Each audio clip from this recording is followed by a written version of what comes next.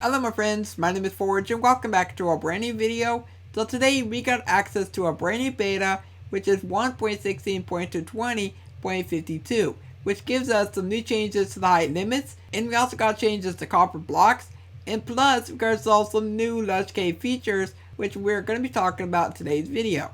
So without any ado, let's get right into this Minecraft beta. So let's begin with the new decrease in height limit.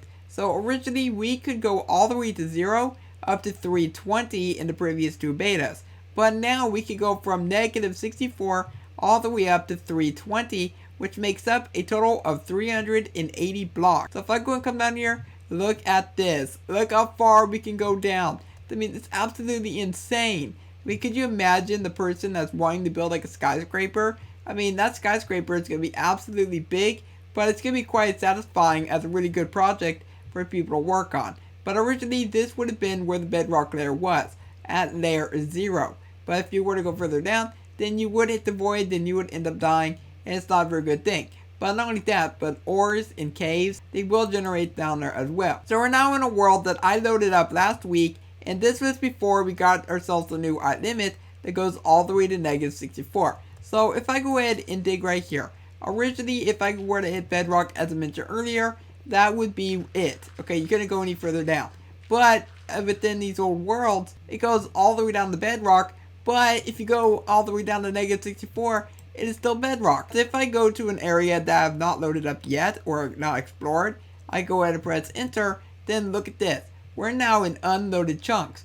But we're all the way at negative 52. So for the unloaded chunks, like the places that you haven't been to yet, those will have the new generation, which is going to be really good. On Java Edition, you cannot load up your old worlds, but on Bedrock Edition you can, which is a really good advantage, because if you're somebody that generated up a world and you refuse to load up a new world or generate up a brand new world, then you know what, this is going to be absolutely perfect, because you can stay in your old worlds and you still get yourself all the new caves and cliffs features.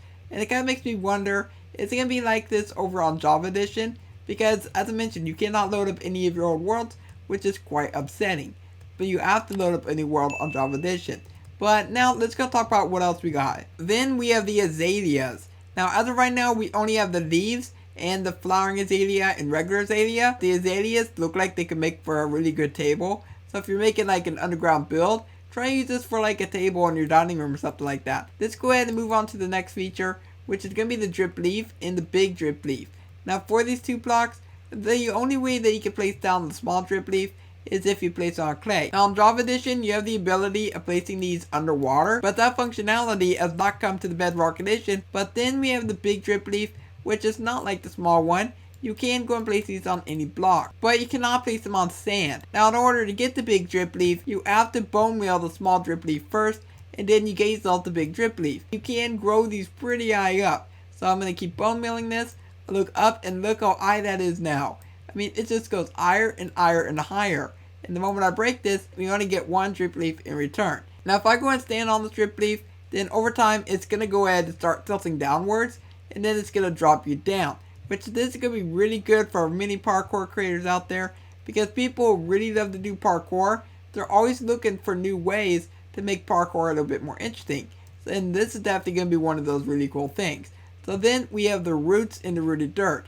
Now if I were to go and bone meal this rooted dirt, then we get ourselves the roots in return. Then we have moss. Now one interesting thing about moss is that you can go ahead and grow it, and it's going to spread onto any other block.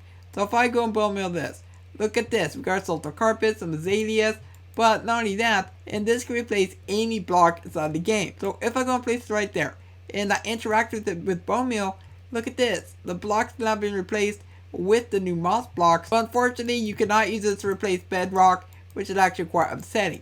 I would really love to break bedrock for once in Minecraft. And we also got ourselves the moss carpet as well. Now before we move on to copper changes, let's go and see what else we got over here.